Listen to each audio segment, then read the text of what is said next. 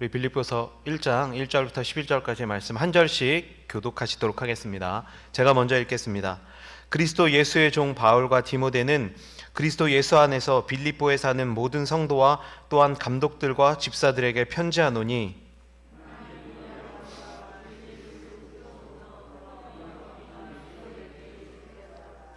내가 너희를 생각할 때마다 나의 하나님께 감사하며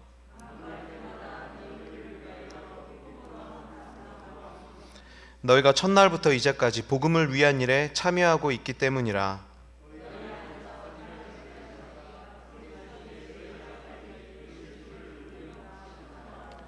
내가 너희 무리를 위하여 이와 같이 생각하는 것이 마땅하니 이는 너희가 내 마음에 있음이며 나의 매임과 복음을 변명함과 확정함에 너희가 다 나와 함께 은혜에 참여한 자가 됨이라.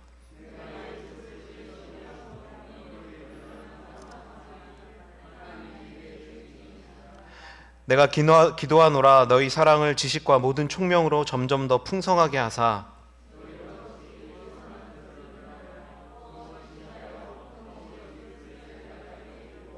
함께 있습니다. 예수 그리스도로 말미암아 의의 열매가 가득하여 하나님의 영광과 찬송이 되기를 원하노라. 아멘.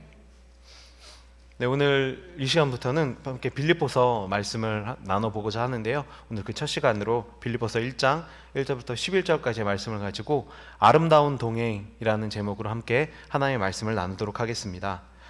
우리가 살펴볼 이 빌립보서는 옥중서신이라고 이야기를 합니다. 옥중서신은 바울이 감옥에 갇혀 있을 때 적은 서신이다라고 하는 뜻입니다.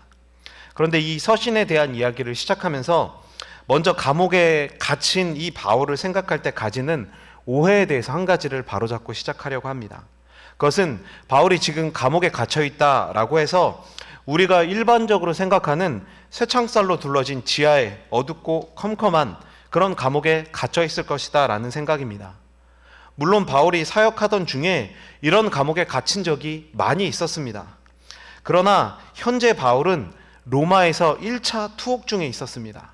그리고 이 당시 바울의 상태는 바로 가택연금의 상태입니다.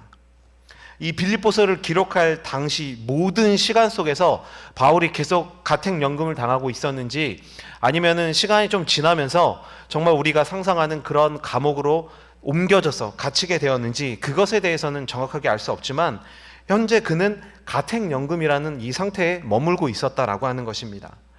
이것을 왜 말씀드리냐면은 이것이 의미하는 환경이 바울은 가택연금을 당하고 있기 때문에 외출은 할 수가 없고 또 집안에서 쇠사슬에 묶여 있었지만 적어도 집 안에 거하면서 방문객들에게는 자유롭게 복음을 전할 수 있는 그런 상태였다라고 하는 것입니다. 그래서 바울이 로마에서 복음을 전하는 사역을 할 수 있었고 또 오늘 본문의 배경이 되어지는 에바브로디도가 찾아왔을 때 그와 교제를 나눌 수가 있었던 것입니다. 어떤 분들은 바울이 감옥에 갇혀 있는데 어떻게 이렇게 사람들에게 이야기를 하고 교제를 하고 만날 수 있느냐 이런 의문을 가질 수 있는 그런 분들이 계시기 때문에 이 부분에 대해서 먼저 말씀을 드리면서 이 빌립보서를 시작하려고 합니다. 또한 빌립보서에 또 다른 이름이 있습니다. 바로 기쁨의 서신이라고 하는 이름입니다. 감옥에 갇혀 있는 사람이 어떻게 기쁨의 서신으로 불리는 편지를 적을 수 있을까요? 가택연금을 당하고 있으니까 이 정도는 견딜 수 있어서 그렇게 생각할 수 있을까요?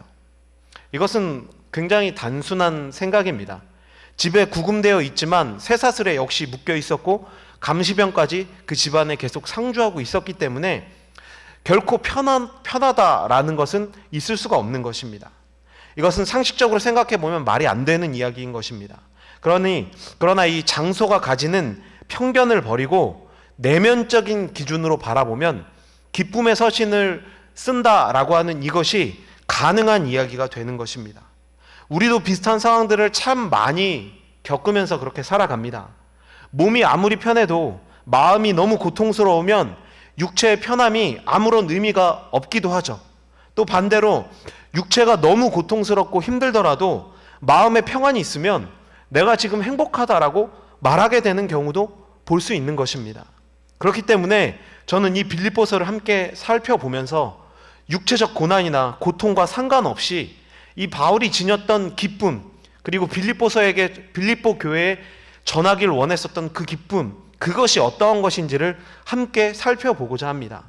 그리고 이 기쁨의 비밀을 통해서 좀처럼 기쁜 일이라고는 제대로 찾아보기 힘든 우리의 이 힘든 삶 속에서 우리가 위안을 얻고 또 도전을 받아 나아가야 할 참된 기쁨의 정체를 확인하고 그 기쁨 속에 몸과 마음을 맡기기를 다짐하는 그런 행복한 시간이 되시기를 소망합니다. 이제 본격적으로 말씀을 살펴보기에 앞서서 우리는 이 서신의 수신자들이자 바울이 가지는 기쁨의 한 축이 되었었던 이 빌립보 교회가 어떠한 교회였는지를 먼저 살펴보려고 합니다. 바울의 2차 전도 여행 기간 중에 성령의 역사를 통해서 원래 아시아로 가려고 했었는데 성령이 나타나셔서 그 걸음을 막으시고 그 걸음을 유럽으로 인도하게 하셨다라고 하는, 이것은 아마 모든 성도님들이 잘 알고 계시는 내용일 것입니다. 그 틀었던 유럽 쪽으로 튼 방향 속에서 그 방향이 바로 마게도니아 지방인데, 이 마게도니아 지방은 유럽의 동쪽 관문이었고 빌립보는 바로 그 관문의 첫 번째 성이었던 것입니다. 이 빌립보는 이 지역 자체가 로마의 식민지였을 뿐만 아니라 작은 로마다라고 불릴 정도로 굉장히 그 로마적인 색채가 강한 도시였습니다. 그래서 이 도시는 풍요로웠고 또 이 도시에 살고 있었던 사람들 중에 상당수가 바로 로마 시민의 권한을 누리고 있었던 그런 사람들이었습니다. 그래서 바울이 이곳에서 복음을 전할 때 로마의 사상적인 문제들을 지적하고 복음을 통해서 그들이 가지고 있는 잘못된 시각을 새롭게 정립하려는 그런 시도를 많이 진행한 곳이 바로 이 빌립보 지역이었다라고 할 수 있을 것입니다. 또 사도행전을 보면 이곳에서 벌어진 사건들이 기록되어져 있는데, 간단히 요약해 보면 자주색 옷감 장사였었던 루디아를 만나게 되었고 그 집이 세례를 받고 앞으로 그 빌립보 지역의 바울 사역의 구심점이 되어지는 역할을 했었습니다. 또한 이 한 주인의 귀신 들린 여종에게서 바울이 그 귀신을 쫓아냈었는데, 이 여종이 지금으로 따지면 유명한 점집의 무당이었던 것이죠. 그래서 이 귀신이 점을 치고 벌어들이는 수익을 거두어들였던 주인이 이 바울 일행을 고발을 해서 하게 돼서 바울 일행이 감옥에 갇히게 되었습니다. 그러나 한밤중에 바울 일행이 옥에서 찬양할 때 지진이 일어나 옥문이 열리고, 이것을 계기로 해서 죄수들이 다 도망갔을 것이다 라고 여겼었던 간수가 자살을 하려고 하는데, 그것을 막고 이 간수에게도 복음을 전하는, 우리가 너무나도 잘 알고 있는 일들이 일어났었던 곳이 바로 이 빌립보 지역이었다라고 할 수 있습니다. 이렇게 잘 알고 있는 이러한 사건들을 계기들을 통해서, 이러한 역사들을 통해서 유럽에서 첫 번째 교회인 빌립보 교회가 바로 바울에 의해서 세워지게 된 것입니다. 이렇게 세워진 이 교회는 처음 복음을 받은 이후 지속적으로 바울과 굉장히 그 어떠한 교회들보다 친밀한 교제를 나눴고, 또 기도와 재정 지원을 통해서 바울의 선교 사역에 계속해서 동참해 왔습니다. 그러던 중에 바울이 복음을 전하다가 이제 감옥에 갇혔다라는 소식이 이 빌립보 교회에 전달되어진 것입니다. 이에 교회는 에바브라디도를 바울에게 보내면서 지원금을 함께 보내게 되어집니다. 그리고 바울을 찾아온 이 에바브라디도를 통해서 빌립보 교회의 상황을 바울이 알게 되어졌는데, 그것은 간단히 요약하면 이 바울이 잡혀있는 이 상황으로 인해서 빌립보 교회가 굉장히 염려하고 있다는 것과, 또 교회 안에 바울의 적대 세력이 나타나서 교회를 어지럽히고 있으며 또 교회 안에 분쟁이 계속해서 일어나고 있다는 것을 알려주었습니다. 또한 이 빌립보 교회는 외부적으로도 지속적으로 핍박을 받고 있었음도 보고를 받고 알게 되었습니다. 여기에 사실 설상가상으로 어떤 병인지는 정확하게 모르지만 이 편지를 들고 왔었던 이 에바브라디도가 무서운 병에 걸렸습니다. 이 소식 역시 빌립보 교회에 전달되었고, 이러한 모든 사태들 때문에 빌립보 교회는 몹시 근심하였고 염려하고 있었던 그런 상황이었습니다. 이런 상태 속에서 이제 에바브라디도가 건강을 다시 되찾게 됩니다. 그래서 그를 이제 빌립보 교회에 돌려보내면서 지금 교회에서 발생한 문제들을 해결하고 또 바울 자신이 받은 헌물에 대한 감사를 전달하기 위해서, 그리고 바울이 교인들에게 당부하고 싶은 말들을 담아서 바로 이 빌립보 서라는 이 서신을 작성한 것입니다. 이러한 배경을 가지고 이 교회를 향해, 이 사랑스러운 이 교회를 향해 바울이 전하고자 하는 메시지가 무엇인지를 우리가 살펴보게 될 것입니다. 먼저 1절, 2절 말씀을 보면 그리스도 예수의 종 바울과 디모데는 그리스도 예수 안에서 빌립보에 사는 모든 성도와 또한 감독들과 집사들에게 편지하노니 하나님 우리 아버지와 주 예수 그리스도로부터 은혜와 평강이 너희에게 있을지어다 라고 이렇게 굉장히 정중한 인사로서 이 편지를 시작하고 있습니다. 요즘은 편지를 아마 잘 안 쓰실 것입니다. 근데 편지 쓸 때 무엇부터 시작할까요? 뭐 이를테면 이렇게 시작하죠. 안녕 반가워 나는 누구누구야. 네. 내 마음을 전하기 위해서 이렇게 떨리는 마음을 안고 펜을 들었어. 뭐 이런 식으로 이제 소시적에 편지 좀 써본 티가 좀 나나요? 제가 뭐 이런 편지 써서 뭐 사랑을 잃어본 적은 없지만 이렇게 우리가 편지를 쓰게 되면 먼저 자신을 소개하고 또 이 편지를 적는 목적을 적고 그 다음에 이제 하고 싶은 이야기들을 쭉 풀어놓는 게 일반적인 우리가 편지를 쓸 때 들어가는 그 서식인 것입니다. 사도 바울도 지금 이와 비슷한 형태로 이야기를 진행해 나가고 있습니다. 먼저 자신의 신분을 밝히고 편지의 수신자가 누구인지를 소개합니다. 그런데 어떻게 보면 정중하지만 굉장히 단순한 것 같은 이 자기소개에 한 단어가 추가되자 이 자기소개가 평범하지 않고 엄청난 빛을 발휘하게 되어집니다. 혹시 눈치채셨나요? 지금 잠깐 자막이 나타났다 사라졌는데 대체 어떠한 단어가 들어갔길래 이전과 비교할 수 없을 정도의 차이가 나는 것일까요? 여기서 바울은 자신을 지금 그리스도 예수의 종 바울과 디모데 이렇게 소개를 하고 있습니다. 우린 종이라는 단어의 의미를 잘 알고 있지만 사실 이 당시의 종이라는 의미는 우리가 알고 있는 것보다 훨씬 더 큰 안 좋은 의미를 가지고 있습니다. 당시 로마 시대에 종이라는 말은 인간 대접은 고사하고 경우에 따라서는 힘을 더 잘 쓰는 가축보다도 못한 취급을 받고 있는 그런 존재였습니다. 그러니까 뭐 인간 대접은 상상도 할 수 없는 그런 존재라는 것이죠. 그런 종과 지금 바울이 자신을 동일시하고 있는 것입니다.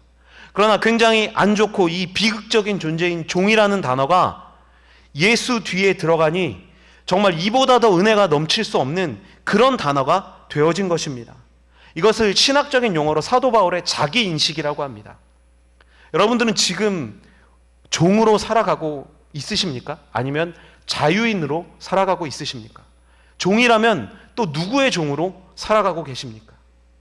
저는 사도 바울의 이 자기소개를 통해서도 우리가 은혜와 도전을 받아야 한다라고 생각합니다. 사도 바울은 분명한 자유인이었습니다. 그것도 로마라는 대제국이 로마 시민이라는 시민권을 통해서 보장하는 완벽한 자유인이었습니다. 그럼에도 그는 주저없이 자신을 종이라고 표현하고 있는 것입니다. 그러나 그는 사람이나 돈, 정욕과 같은 세상 것의 종이 아니라 바로 예수 그리스도의 종이라고 자신을 선언함으로써 자신이 지금까지 무엇을 위해 살아왔는지 또 앞으로 어떻게 살아갈지에 대해서 분명하게 인식하고 있다라고 하는 것을 보여주고 있는 것입니다. 오늘날 참 다양한 문화와 가치가 존재하는 이 시대 속에서 우리는 분명 자유자라고 이야기하지만 종이 되어서 살아가고 있습니다. 어떤 분들은 돈이나 주식, 부동산 같은 것들의 종으로, 또 어떤 분들은 내가 정말 의지하는 어떤 사람의 종으로, 또 어떤 분들은 미디어 같은 것들의 종으로 참 여러 주인들을 모시면서 다양하게 우리는 살아가고 있습니다. 그러나 그것들은 전부 허울 좋아 보이지만 실제로는 원래 자유자였던 우리의 신분을 빼앗고 우리의 자유를 망가뜨리고 있는 그런 것들에 불과한 것입니다. 최근 엄청난 열풍이 불고 있는 주식이나 코인으로 부자가 되었다는 소식이 심심치 않게 들려옵니다.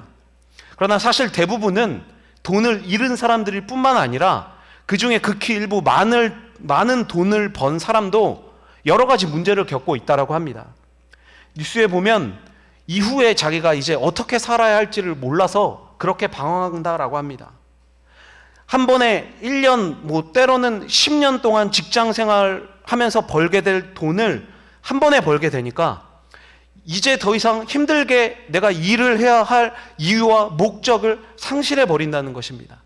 삶의 주인이 한순간에 완전히 뒤바뀌는 것입니다. 그래서 직장도 그만두고 다녀도 왜 다녀야 하는지 이유도 상실한 채 그냥 24시간 핸드폰으로 주식시장, 코인 시장이 어떻게 돌아가는지 그런 화면만 들여다보면서 살게 되어진다라고 하는 것입니다.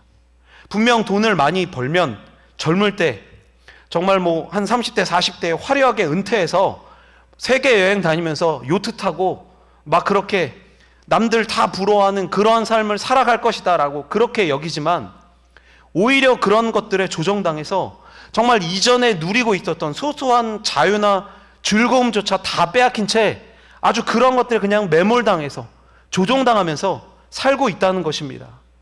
결국 성경이 옳았다는 것이 다시 증명되고 있는 것입니다. 돈을 주식이나 코인으로 돈을 못 번 제가 그냥 제 스스로 던지는 위로 자기 위안에 불과한 것일까요? 아닙니다. 세상 그 어떠한 좋은 것도 우리의 자유를 보장하지 않습니다.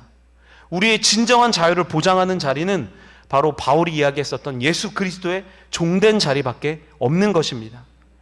종과 자유는 분명 극과 극입니다. 그러나 이 안에 예수 그리스도가 함께하게 되면 비록 종이지만 완전한 자유, 참된 행복을 누리게 된다라고 하는 것을 기억하시기를 바랍니다. 그래서 우리도 만나는 모든 사람들에게 자신 있게 우리의 주인을 인정하고 내가 그분께 속한 종이라는 것을 바울처럼 어떠한 상황 속에서도 이렇게 멋지게 소개할 수 있는 믿음을 소유하게 해달라고 먼저는 기도할 수 있는 저와 여러분이 되시기를 바랍니다. 이렇게 바울은 빌립보의 성도들과 감독들 또 집사들에게 문안 인사를 한 뒤에 2절을 통해서 그들을 축복합니다. 바울은 빌립보 교회의 성도들에게 하나님과 예수 그리스도로 말미암는 은혜와 평강이 있기를 기원하고 있습니다. 여기서 말하는 은혜는 그 교회가 평안하고 그냥 성도들이 하는 일이 모두 잘 된다라고 하는 그런 일반적인 것을 이야기하는 것이 아닙니다. 그렇다면 무엇이 바울이 이야기하는 은혜일까요? 은혜란 인간의 행위와 관계없이 하나님으로부터 값없이 주어진 것입니다. 즉 하나님께서 죄인인 우리들을 아무 공로 없이 사랑해 주신 것을 말하는 것입니다. 그것이 바로 은혜라는 것입니다. 특별히 예수 그리스도의 대속과 또 희생을 통한 그 십자가의 구원을 이야기하는 것입니다. 그리고 평강은 바로 그 하나님의 그 은혜의 선물로 주어지는 것이 평강인 것이죠. 이렇게 가볍게 던지는 이 인사 속에서도 바울은 그리스도인들이 기억해야 할 가치에 대해서 분명하게 언급하고 있는 것입니다. 우리의 삶은 평화와 평강을 간절히 찾아가는 그런 삶이라고 말할 수 있을 것입니다. 그러나 그 어떤 것들도 우리에게 궁극적인 평강을 줄 수 없습니다. 앞에서도 이야기했듯이 제 아무리 돈이 많아도 훌륭한 학벌을 지니고 있어도 마음에 평강이 없고 막 그냥 앞일 붙잡고 전전긍긍하는 모습을 우리는 정말 수도 없이 많이 보면서 그렇게 살아가고 있지 않습니까? 물론 어차피 돈이 없어도 그런 모습으로 살아갈 텐데 돈이라도 있고 그렇게 사는 게 차라리 더 괜찮지 않냐 이렇게 생각하는 분도 있을 것 같습니다. 그러나 뭔가 말장난 같지만 이 말 안에도 결국 이런 것들을 아무리 추구해도 평강을 찾을 수는 없다라고 하는 의미가 담겨져 있는 것이 아닙니까? 참된 평강은 세상이 주거나 세상에서 얻을 수 있는 것이 아닙니다. 그것은 오직 하나님의 구원의 은혜로만 가능한 것입니다. 바울이 지금 그것을 이야기하고 있는 것입니다. 왜일까요? 인간이 평강을 잃어버리고 두려움과 걱정, 불안에 시달리는 가장 근본적인 이유가 돈이 없어서, 학벌이 없어서 이런 것들이 아니라 바로 죄에 있기 때문인 것입니다. 이 죄로 인해서 하나님과 벌어진 틈새를 비집고 우리에게 불안과 걱정과 같은 것들이 들어온 것입니다. 그러므로 우리가 평강에 이르기 위해서는 무엇보다도 바로 이 죄를 물리칠 수 있는 하나님과 화목해야 하는 길을 걸어가야 하는 것입니다. 그래야 바로 참 평강을 얻을 수 있게 되는 것이죠. 그런데 중요한 것은 이 하나님과 화목해지는 것은 사실상 우리가 그 어떤 노력을 해도 이룰 수 있는 것은 아니라는 것입니다. 그래서 하나님께서 우리에게 예수 그리스도를 보내주신 것입니다.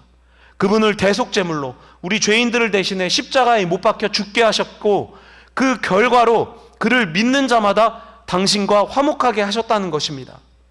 이것이 바로 우리가 너무나도 잘 알고 있는 구원이며, 그래서 구원을 은혜의 선물이다라고 말하는 것입니다. 바울은 이렇게 그들이 가장 먼저 하나님의 구원의 은혜를 기억하기를 바라는 마음으로 이렇게 인사를 건네고 있는 것입니다. 그리고 이어진 3절 4절 말씀을 통해서 은혜가 넘치는 말씀들을 이어갑니다. 그런데 3절에서 사실상 첫 단락을 내가 하나님께 감사한다라고 하는 말을 전하면서 바울이 본문을 이제 이야기를 시작하고 있는데, 우리가 다시금 생각해 볼 것은 바울이 지금 누구에게 감사하다고 말할 수 있는 상황인가라고 하는 것입니다. 그는 감옥에 갇혀 있었고 바울 주변에는 그를 시기하는 사람과 그를 대적하는 사람들로 가득 차 있었던 상황입니다. 그럼에도 감사하고 있다는 것입니다. 그의 감사는 그래서 세상을 향한 감사가 아니라, 환경을 향한 감사가 아니라 자신이 주인으로 섬기는 하나님을 향한 감사이며 그를 후원하고 있는 교회를 향한 감사인 것입니다.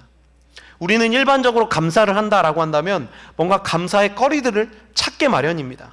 그러나 이 바울의 감사는 진리, 곧 그리스도인의 확신이라는 온전한 진리에만 집중하고 있는 것입니다.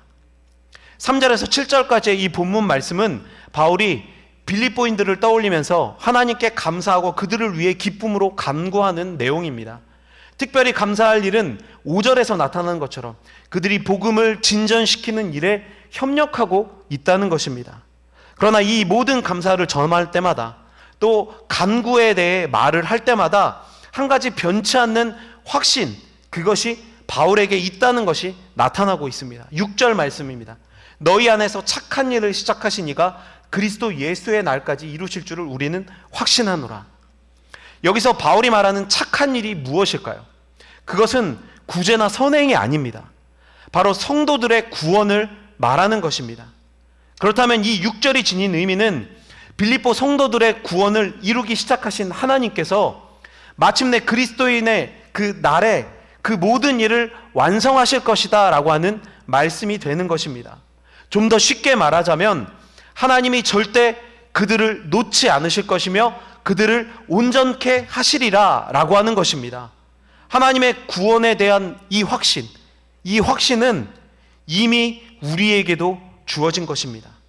우리는 분명 구원받은 하나님의 백성입니다. 이것을 믿으시죠? 네. 그러나 우리가 이미 구원받았다고 해서 지금 영원한 천국에 살고 있는 것은 아닙니다. 여기가, 우리 교회가 천국이라면 얼마나 좋겠습니까? 그러나 우리는 아직 죄악이 지배하는 이 땅에 살고 있습니다. 다시 말하면 우리의 구원은 아직 완성된 것은 아니다라고 하는 것입니다. 우리는 구원의 완성을 향해 나아가고 있습니다. 우리가 굉장히 잘 알고 있는 철로역정의 이야기 속에서 이 하나님의 구원을 깨달은 크리스찬이 천국을 향해서 그 깨달음으로 끝이 나는 것이 아니라 천국을 향해서 계속해서 힘겨운 여정을 계속해서 걸어가듯이 우리도 지금 그 길을 가는 중에 있다는 것입니다. 그래서 우리의 지금 위치를 신학적으로는 이미와 아직 사이에 있다라고 그렇게 이야기를 합니다. 그러나 이 말이 하나님의 사역이 부족하다라고 하는 뜻은 아닙니다. 하나님께서는 우리 안에서 이미 우리의 구원 사역을 시작하셨습니다. 그리고 이제 완전한 구원을 이루실 것입니다.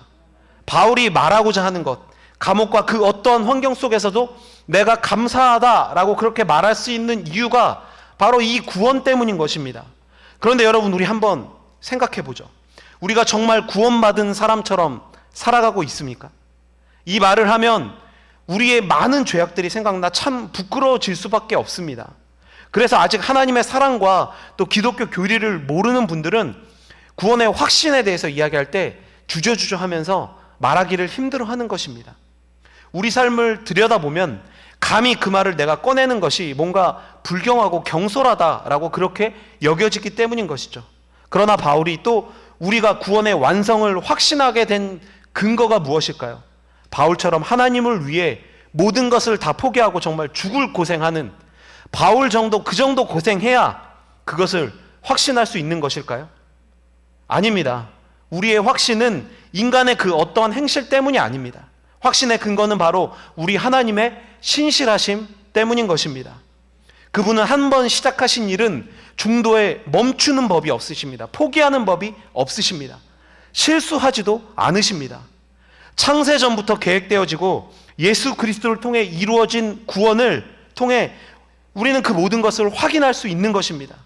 그렇기 때문에 아직 구원이 완성되지 않았다라고 할지라도 결국 우리의 구원의 완성은 반드시 이루어질 분명한 사실이며, 바울은 바로 이 사실에 근거해서 내가 확신한다 라고 그렇게 자신 있게 선언할 수 있었던 것입니다.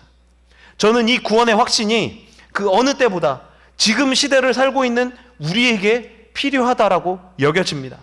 왜냐하면 우리는 참 무언가를 확신할 수 없는, 정말 모든 것이 불투명한 그런 시대를 살아가고 있기 때문인 것입니다. 이상하게 시대가 발전하면 발전할수록 뭔가 더 확실해지고 뭔가 더 명확해질 것 같은데, 오히려 더 혼란스럽고 더 힘들게 여겨지는 것이 지금 우리가 처한 현실인 것입니다. 차라리 아무것도 모르고 그냥 밭 갈고 농사 짓고 그 소산으로 먹으며 동네 사람들끼리만 모여서 그냥 한 가족처럼 살아가던 그 시절, 물론 의식주라는 큰 걱정이 있었지만 정말 지금 우리처럼 미국에 누가 몇백억을 벌었다 이런 것 때문에 배 아파하지 않아도 되는 그런 너무 많은 것들을 부여안고 살아가지 않고 세세한 걱정까지도 할 필요가 없었던 그 시절이 어쩌면 더 그립다라고 그렇게 여겨지지 않으십니까? 복고 열풍이라고 부르면서 지금 사람들이 과거를 떠올리고 회상하면서 왜 그때로 돌아가고 싶어 합니까?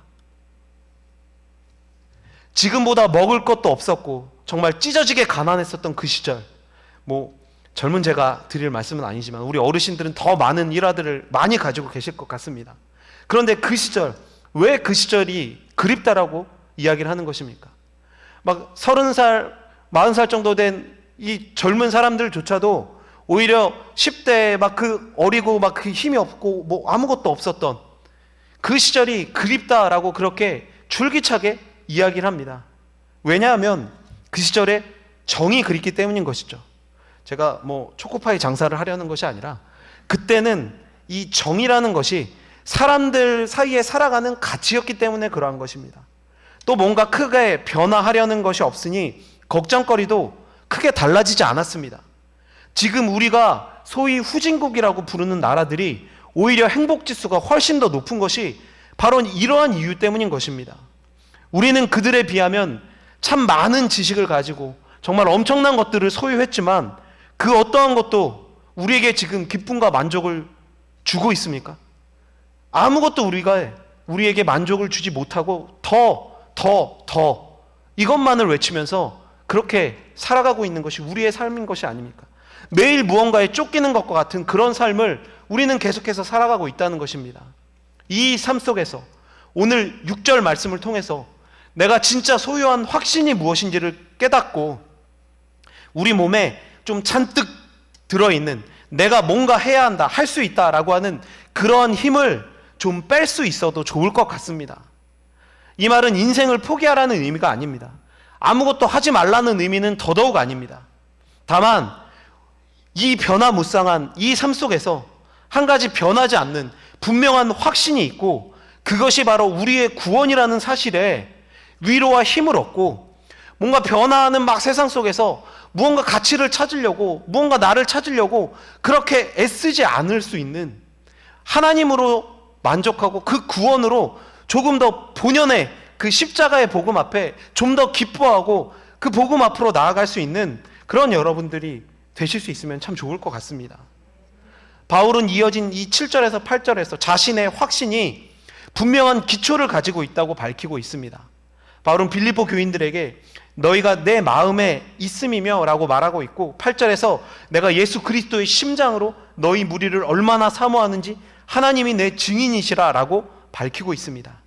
이 말씀은 지금 바울이 빌립보 교회의 헌금을 받아서 너무 좋아서 그냥 칭찬하는 것이 아니라, 바울이 지금 계속해서 이야기하고 있는 이 확신이 그들에 대한 바울의 사랑에서 생겨나는 것이라고 말하고 있는 것입니다. 특히 8절에서 예수 그리스도의 심장이다 라고 하는 이 말은 예수 그리스도께서 사람들을 사랑하셨던 그 마음을 의미하고 있는 것입니다.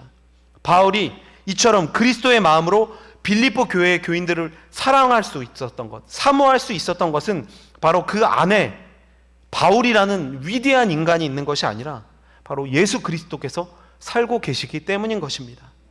그렇다면 바울은 어떻게 교인들을 이렇게 사랑할 수 있을까요? 바울이 7절에서 그 이유를 밝히고 있습니다. 7절 하반절을 보면 나의 매임과 복음을 변명함과 확정함에 너희가 다 나와 함께 은혜에 참여한 자가 됨이라 라고 이야기하죠. 여기서 매임, 변명, 확정 이런 것들은 모두 법률적인 용어입니다.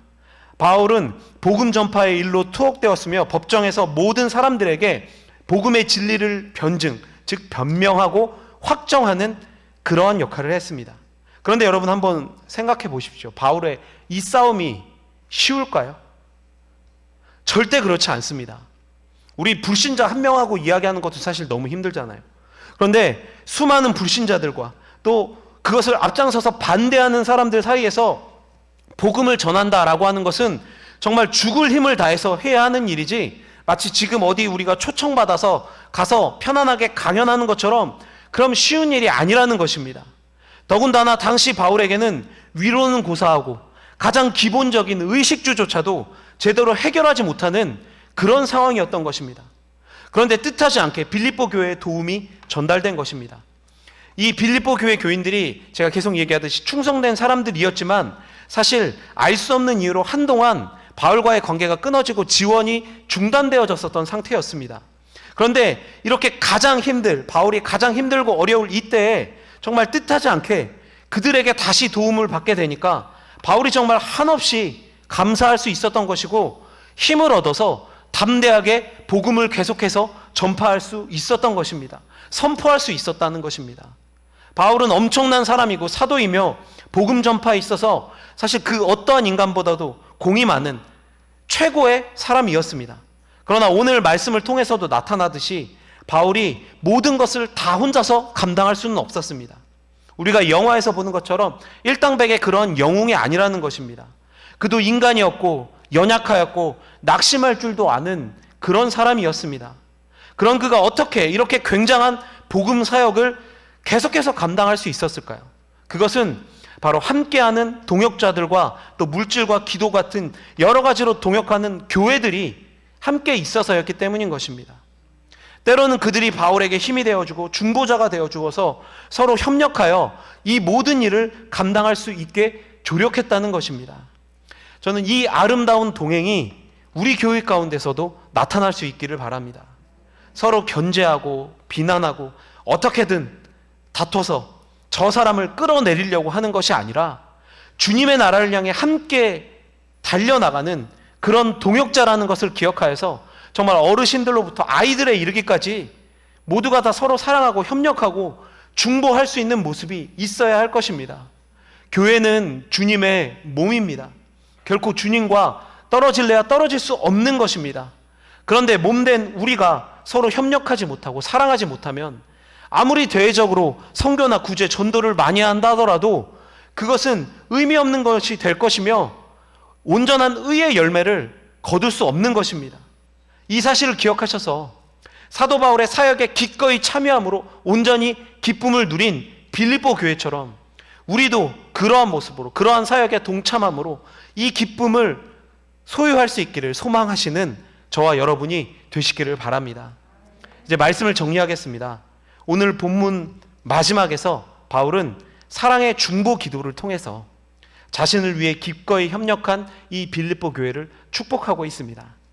사실 빌립보 교인들은 어떤 일이든지 관심을 가지고 열심을 내는 착한 사람들이었습니다. 그런데 이상하게 그들의 신앙이 크게 전진하지 못했고 오히려 여러 가지 혼란에 내몰리게 되었습니다. 하나님의 말씀을 제대로 모른 채 그냥 선한 열심만 그들에게 있었기 때문입니다.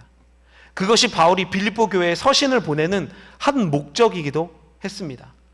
9절 말씀에 내가 기도하노라 너희 사랑을 지식과 모든 총명으로 점점 더 풍성하게 하사라고 이야기를 하죠. 이것은 빌립보 교인들이 그들의 구제와 섬김에 비해서 상대적으로 약했었던 지식과 총명, 즉 말씀이 주는 이 진리 위에 더 든든히 서야 할 것을 위해 노력해라 라고 하는 것을 말하고 있는 것입니다. 이 균형 잡힌 신앙은 아무리 강조해도 지나치지 않습니다. 당장 우리가 모두 나가서 매일매일 각종 사회 봉사만 한다고 해서 올바른 신앙은 아니라는 것입니다. 말씀과 사랑이 균형을 이루어야 건강한 신앙이 될 수 있는 것입니다. 바울은 너무 소중하고 너무 감사한 이 교회에게 자칫 그들의 오해를 부를 수도 있고, 또 그들이 이 말씀을 대하면서 우리가 부족하다는 거야? 라는 생각에 기분이 나쁠 수도 있지만, 그래도 이 하나님의 말씀과 그 뜻을 아는 일에도 더 힘써야 한다라고 하는 것을 권면하고 있는 것입니다. 오늘 결론을 그냥 이 아름다운 빌립보 교회처럼 우리도 살아가자 이렇게 이야기하고 끝내지 않는 이유와 같은 것입니다. 참된 기쁨을 향해, 온전한 하나님의 나라를 향해 우리가 나아갈 때 우리는 분명한 말씀을 통해 지극히 선한 것을 분별할 수 있어야만 합니다. 그 후에 빌립보 교회가 바울을 격려하고 도왔던 것처럼 선한 일에 적극적으로 나설 수 있는 것입니다. 그러나 여기서도 중요한 것은 우리의 수준에 선한 것이 아닙니다. 우리가 좋다고 생각하는 것 이상의 뜻이 있어야만 하는 것이며, 우리의 분별력이 거기까지 나아가야만 한다는 것입니다. 그게 무엇입니까? 말씀이 주는 분명한 가르침으로 세상을 분별할 수 있어야만 한다는 것입니다. 그래서 바울도 자신에게 너무 고마운 이 교회에게 사랑을 담아서 이것을 가르치고 있는 것입니다. 세상의 윤리적인 가르침과 사실 하나님이라는 이름만 빼면 아무것도 다를 바 없는 맹목적인 선의 실천을 넘어서 우리는 하나님의 총명으로 이 시대를 분별하여 그리스도께서 오실 그날까지 힘을 다해 하나님을 바라보고 달려나갈 수 있어야만 할 것입니다. 하나님께서 사랑하시는 성도 여러분, 오늘 말씀을 통해 이 하나님의 말씀과 뜻을 중심에 둔 우리가, 또 교회가 모두 함께 주님과 행복하고 아름다운 동행을 하길 소망하는 그런 시간이 되셨기를 바랍니다. 하나님께서는 바울이 기뻐하는 것 이상으로 우리의 온전하고 바른 열심을 기뻐하실 것입니다. 그분을 위해 우리에게 주어진 모든 삶 속에서 말씀을 붙잡고 정말 힘있게 달려나가 말뿐만인 신앙이 아니라 온전한 의의 열매를 거두고 아름다운 사랑을 나타내므로 예수 그리스도의 사랑과 복음을 전하는 정말 귀하고 복된 온전한 그리스도인이 모인 교회로서 그렇게 살아가실 수 있는 저와 여러분이 되시기를 바랍니다.